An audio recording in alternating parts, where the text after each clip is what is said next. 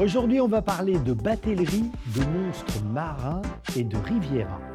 Direction Beaulieu-sur-Dordogne en Corrèze, labellisé plus beau village de France. Si vous vous demandez pourquoi ce nom Beaulieu, la réponse est toute simple. Nous sommes au IXe siècle. Rodolphe de Turenne, archevêque de Bourges, parcourt ces terres pour trouver un endroit où installer un monastère. Il tombe en extase devant cet écrin de nature lové dans un méandre de la Dordogne.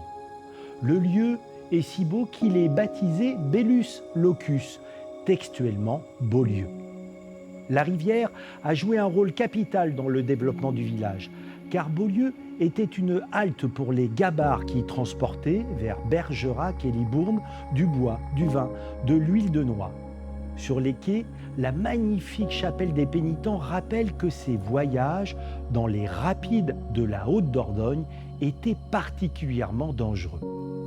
Mais Beaulieu ne serait rien sans son abbaye bénédictine dont il ne reste que l'abbatiale, un monument d'une richesse exceptionnelle. Le tympan, sculpté en 1130, est l'un des chefs-d'œuvre de l'art roman en France. Il représente une parousie, le retour du Christ à la fin des temps.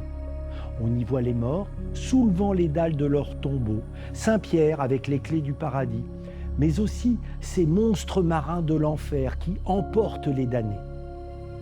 Lorsque l'on pénètre à l'intérieur de l'église, on est saisi par la majesté du lieu.